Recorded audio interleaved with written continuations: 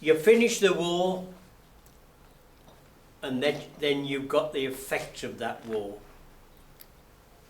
The First World War, the Second World War, whatever the war is, you always get that after part which affects people's lives just as much as when they were on the battlefield. What I'm going to try to do is to convey to you what happened to those people that survived the Somme and Passchendaele and other killing battlefields and came back.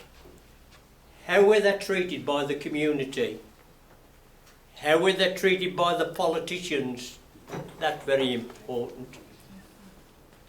And when you look at the facts and figures, it's not a very pretty picture. But we'll see how it goes and you'll make your own minds up. Now, it was a pleasure to be invited here to this function, it really was.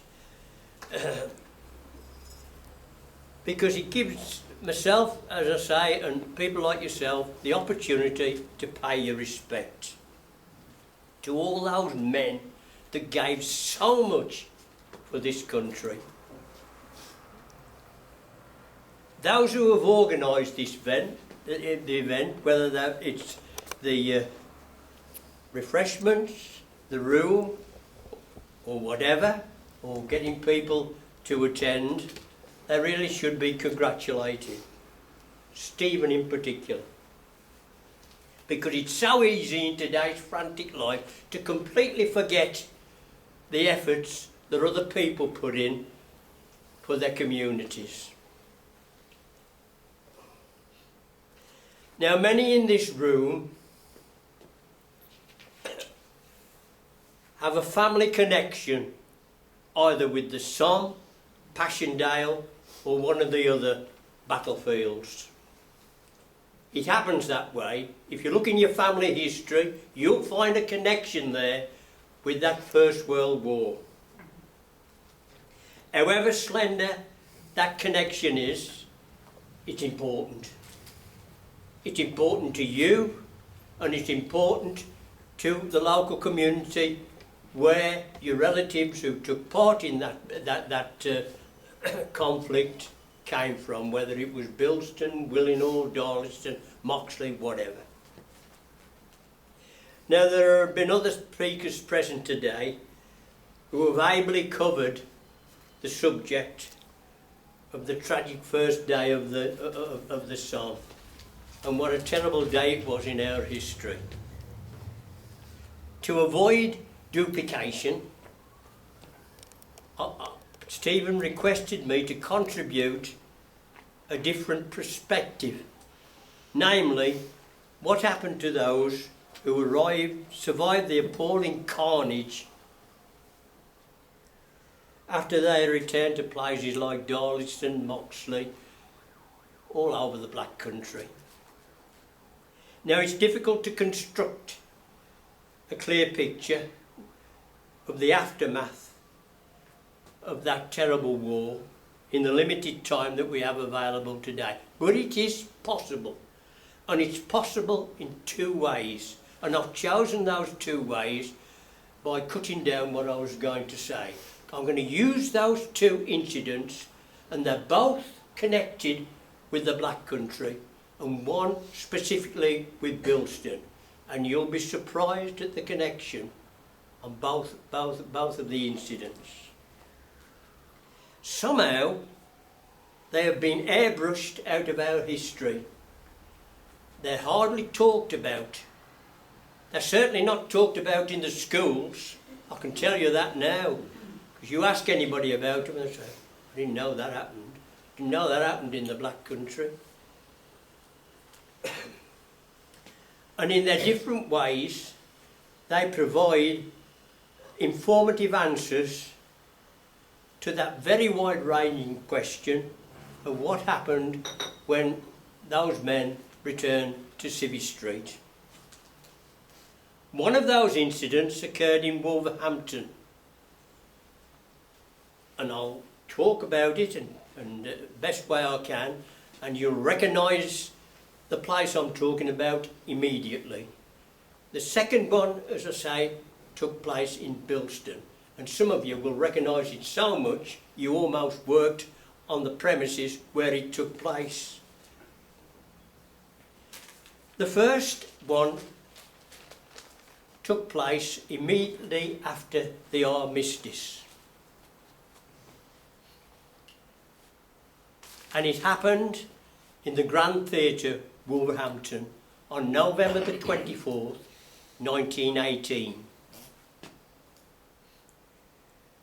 Now I know I'm fairly older than a lot of people here and probably don't recollect the person I'm going to be talking about, and some of you that are a little bit younger, he may mean something to you, he may not.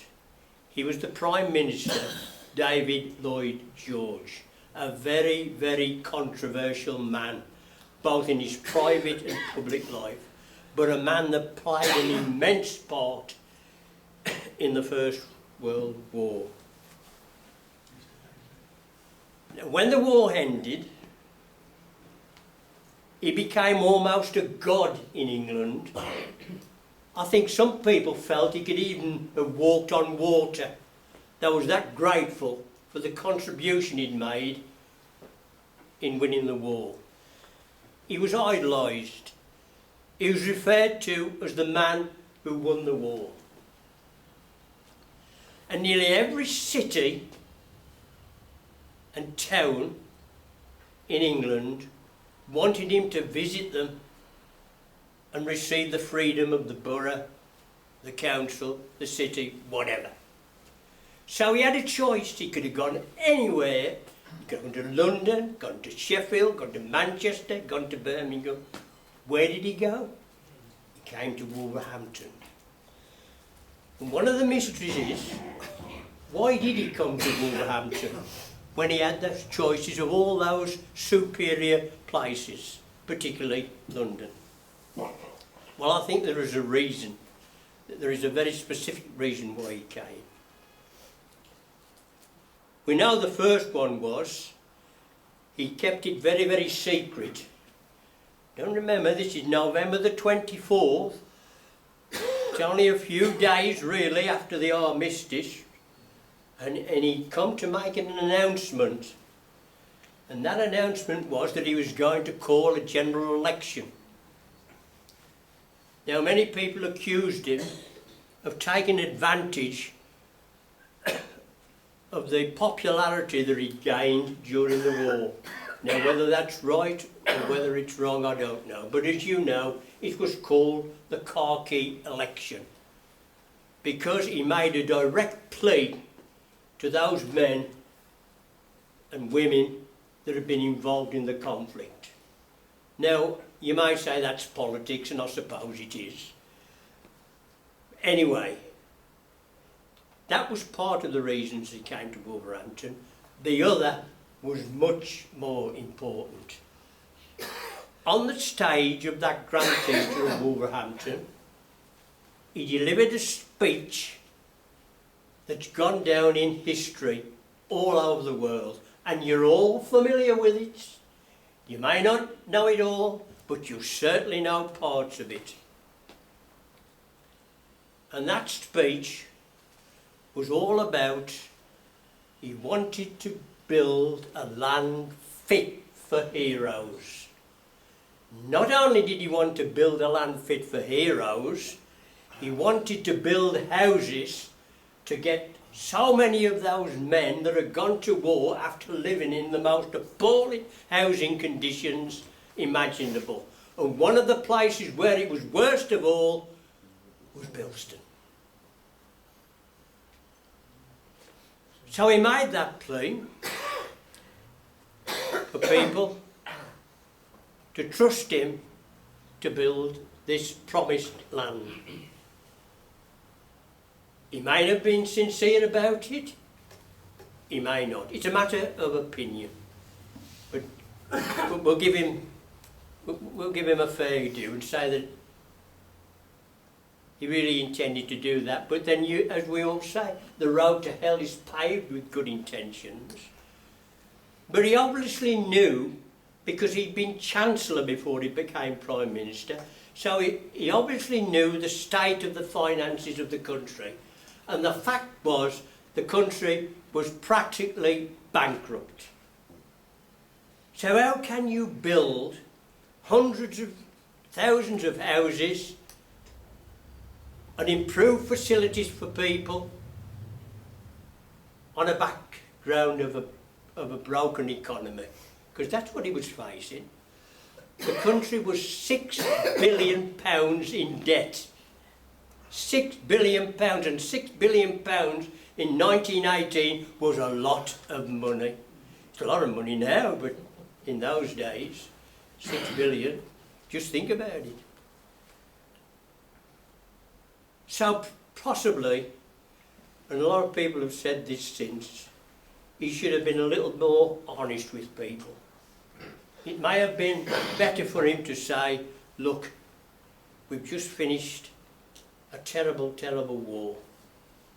People have lost loved ones, people have been infected in all sorts of ways, and I have to tell you that we're facing a very, very difficult post-war period. And how we're going to get over it is going to depend on the efforts of the same people that have fought the war. And particularly the black country. Now there's a lot of theories about why he chose the black country to make that speech. I don't know what other people feel, but my reading of the situation is this. During that war, the black country have made a major contribution to the war through their factories and their workforce. They kept the war going, tanks, ammunition, all sorts of things. The black country was the hub of the manufacturing industry then, as you well know. And obviously, he weighed up the fact that people was going to have to make sacrifices again. And one of the areas where the biggest sacrifice was going to be made was the black country. There's no way he could have done anything about changing the declining economy without a major effort from the people living in the black country, their factories, their various industries, etc., etc. So I believe that was one of the reasons. But when you look at what the situation was when he made that speech, 12 months after, the country was in an absolutely horrific financial situation. We owed money to America by thousands, and they wanted the money back. They always do. Let me tell you, they're good at lending money to countries, America, but they're very, very quick at getting it back, and they wanted it back. So all those pressures were on him when he made that speech.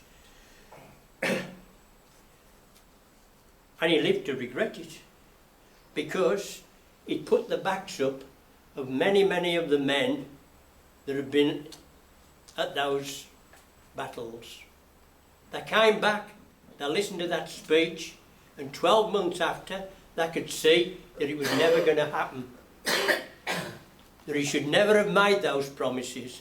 But that's it, as I say, politicians do make promises, and then sometimes they have to face the fact that they can't keep them. But what I can't understand is this.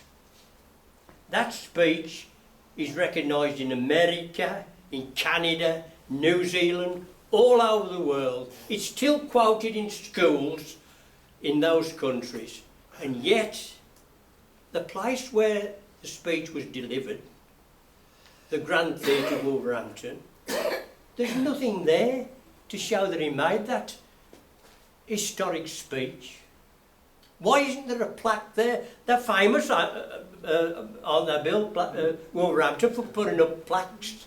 Why haven't they put one up to inform the coming generations that that speech was made at that spot? I don't understand that. It just seems as though they want it forgotten.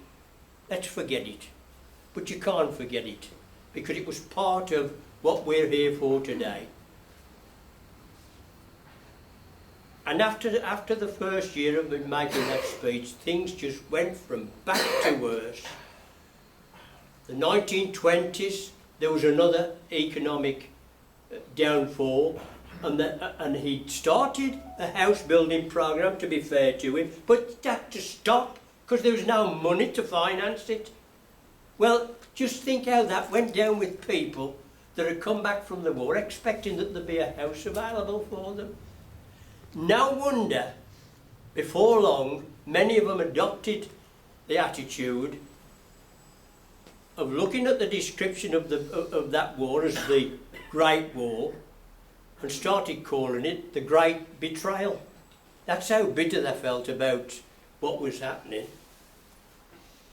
And of course it just went on and on and on. We got to 1926 with the general strike, more trouble, more no progress with building this land of paradise for people. Immediately 1926 was over, we run into the 1929 depression. And you know all about that, the means test, etc., etc. And things just went from bad to worse every month. And that continued and continued. And then, in 1933, politicians all over the country, all over the black country, were getting very concerned about the unemployment figures. First they hit 1 million, then 2 million, and by 1930 they'd reached 3 million. And there was a lot of unrest in the country. Strikes were breaking out, people were holding demonstrations, and you know, politicians don't like seeing demonstrations, they don't like strikes, it makes them nervous. So they all started thinking about, we must do something about this, we must do something about these unemployment figures. So the next stage moves to little old Bilston. And I'll just switch, if you don't mind, to give you the actual, because it is important, because it's part of your history, and well, you might want to tell your kids about it. And one of the persons that was involved in that incident in Bilston, his great-grand-niece is with us this afternoon, the Bilbo family. You've all heard of the Bilbo family. In 1933, a meeting took place in Bilston, just a stone's throw from where we're all gathered. Swan Bank. You all know Swan Bank. There is a Methodist church there, very familiar to you all. And on a very wet, cold evening, a man by the name of Geoffrey Peto stood up to make a speech about his concern about the unemployment figures in Bilston. He had every right to. He was the Bilston MP. He'd been the MP since 1931. He wasn't a Bilston man. He came from Oxford. Now, I like to be fair about people. As I've said about David Lloyd George, there may have been some sentiment of honesty about what he said, I don't know. And the same applies to this man. Because in this speech, he told the audience at that Methodist church that Bilston had been nominated to establish an experimental pilot scheme under the terms of the 1920 Employment Act. And the idea was apparently that if this scheme was successful in Bilston, that trial it all over the country. It was a pilot scheme. They wanted to see what happened in Bilston. And if it had a good response, they'd spread it out and make it available in other towns. What they didn't tell them was what that project constituted. It was initially to provide work for 150 ex-servicemen who had been involved in the First World War, obviously, who had come back, couldn't find work at all, and were on the dole. They wanted them involved in doing some constructive work. Sounds familiar, doesn't it? Sounds familiar? We hear that today. People on benefit should be doing work. History repeats itself. Things never change. But that was the idea. 150 of these ex-servicemen, they wanted them engaged in this scheme. It was to be run in conjunction with central government and the Ministry of Labour, and their officials were going to oversee with Bilston officials how the scheme was administered. The first priority was, of course, to agree on a suitable site. And the site that they wanted, and this is going to be very, very familiar to a lot of you, the site that they wanted was to be 30 acres or just over.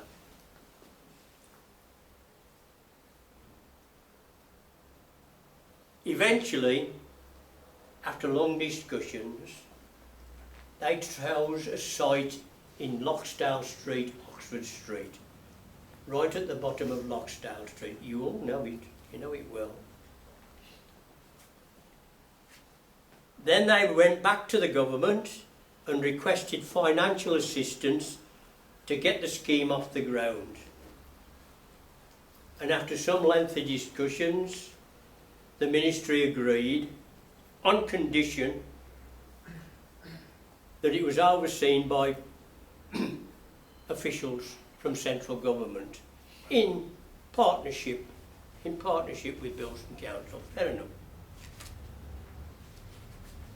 The main purpose of the project was to train mostly unemployed ex-servicemen, as I've said, in methods of land reclamation.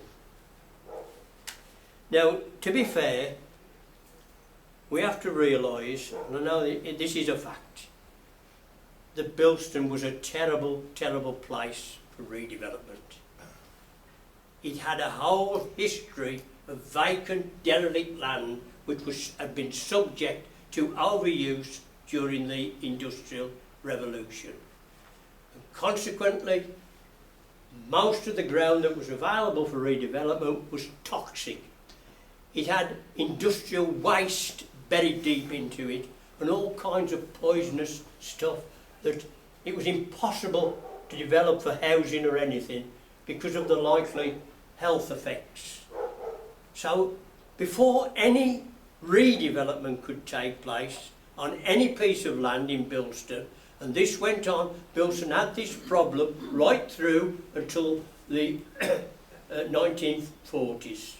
They had to ensure that whatever land that selected to redevelop was cleared of this toxic waste.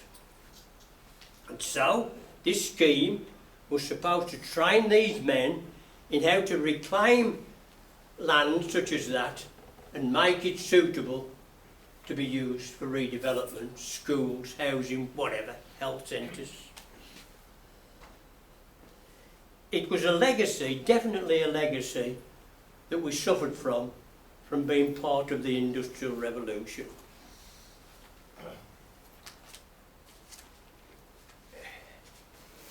The project was given the name Loxdale Instructional Centre. That's what they called it, the Loxdale Instructional Centre. Sounds very posh, doesn't it? Those chosen were paid 2 shillings over the dole money that they were receiving. So those on the dole received the dole money, and if they agreed to take part in this project, they got 2 shillings extra, plus working boots, because most of them were that poor, they hadn't got proper boots, and suitable trousers for working. I mean, you can imagine open sites with rain, snow, etc. They needed protective clothing, and factories and firms, they supply them in them days. A further incentive, now this is where it gets nasty. This is where it gets nasty and proves that these men were really being used as guinea pigs. That's what they were being used for, as guinea pigs. Because one of the other incentives was the fact that anyone that worked on that site, any vacancy that came up in factories in the town, particularly Jordan's, you all know Jordan's in Castlecroft, they were given first choice of any vacancies. Now if that isn't a form of blackmail, I don't know what is. But that was part of the incentive to keep people involved in this experiment.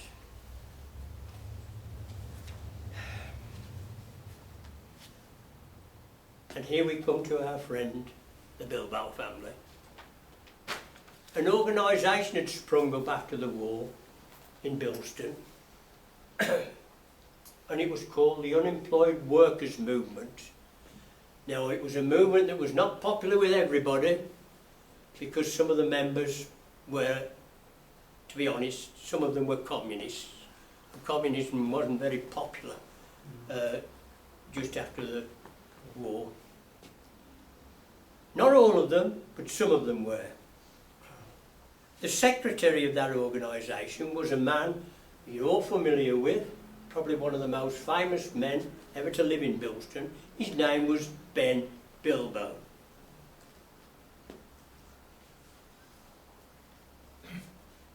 And he was to attain almost folklore status in Bilston history later on, all tied up with this scheme. He campaigned vigorously against the whole idea and declared it to be pure exploitation of unemployed ex-servicemen. And that's what it was. Exploitation.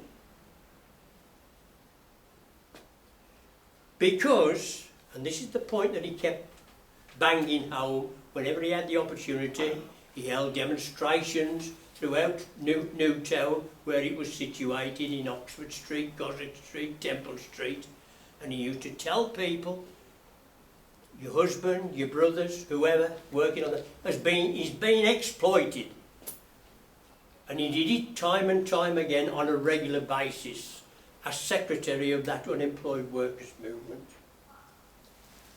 And his main complaint was that they were being paid below existing union rates.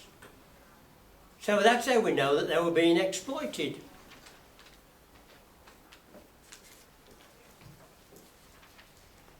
At every opportunity, as I say, he would appear, he'd come up Oxford Street here, Oxford Street, Church Street, anywhere where he could get people together, talk to them and tell them about what was going on at Loxdale Street. And the police monitored every meeting that he attended. Now, you've got to read something into that. They monitored every meeting that he addressed.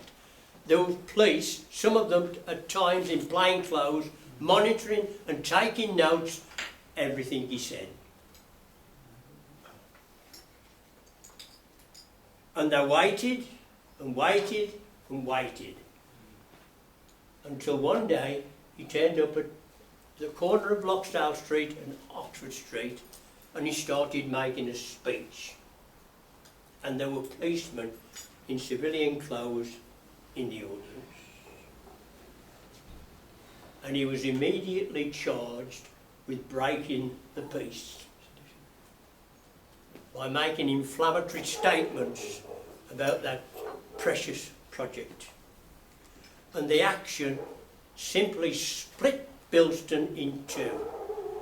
There was no way for anybody to hide. You either supported what he was doing or you didn't support what he was doing. The town was split right down the middle. and would remain so for a good many years. And people started holding demonstrations of their own. People that had never been involved in anything like that before, they were just disgusted with the way he'd been treated. Because they believed, many believed, that he'd been set up. He'd been set up to make that inflammatory speech on that particular day with policemen in the audience so that they could charge him with a breach of the peace. Now that could never be proved, but that's the way it happened. And he was taken to court. And at court, he was told if he would give an undertaking to stop making those speeches about that project, they'd drop the charges. And Ben Bilbo, being Ben Bilbo, told them, not interested. Not interested. I shall go on making those speeches and telling the truth every opportunity I get. So they had no alternative. He was sent to Winson Green Prison in Birmingham, you know. But prior to being sent there, he decided to contest the local elections in Newtown, the Lunt area, Bradley, that he decided to stand in the Newtown ward of Bilston to become a local councillor so that he could express his views to a more wider audience. So he went to Winson Green just as his nomination papers had gone in to stand for election for what's now Bilston East Ward. So you're familiar with that, Stephen. And while he was in jail, the people got together, all of them, some of them that hardly knew him. They certainly had nothing to do with his activities, but they were so incensed with what was happening to him, they started campaigning for him. They worked the socks off to get him elected.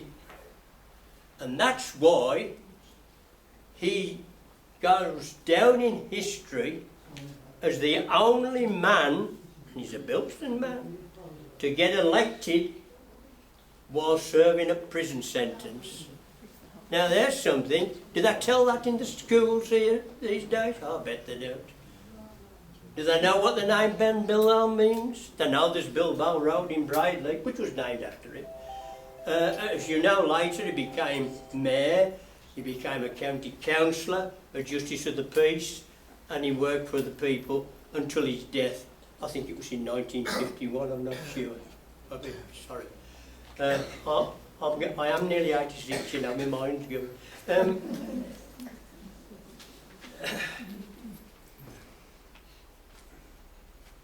As I say, he got elected. And then when he came out, he started all over again what he'd been doing. Determined to get that scheme closed down.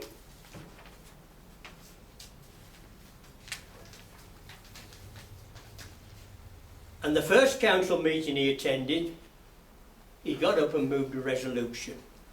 And this is the actual resolution he moved. Okay. That in view of the widespread resentment in the town against the Loxdale Instructional Centre, renamed by local people Poverty Bunk. You've heard of Poverty Bunk, that's what they renamed it. I asked this council to give notice to the government that we wish to end this unpopular and unfair project for good. I've nearly finished. In relation to the nature of the work that was being done, as I've said, land needed to be reclaimed. The fact that those men were employed on there doing it at below union rate is another matter. But the land still needed to be reclaimed. So in his further resolution, he said that the policy of reclamation at Loxdale Street should continue, supervised by Bilston Council and no one from central government. and that those that are employed there are immediately put on standard union rates. So everybody was happy. And also, and a lot of you will be familiar with this more than I can, the nearby firm of Onions, you remember Onions in Oxford Street? Or did they know it as Vickers Armstrong? One of the two. They used to make these big land moving tractors and things. He asked Bilston Council to do a contract with that firm, and they sent on these big diggers, and of course a digger will do the work of what 150 men were doing in no time, wouldn't it? I mean, that's a fact, and you know what them big diggers are like. They soon move this, they soon flatten the stuff and remove all the waste, and that's what happened. When it was completed,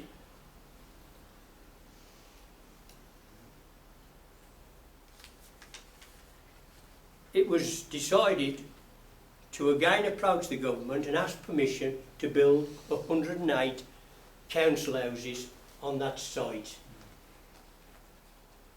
The government refused.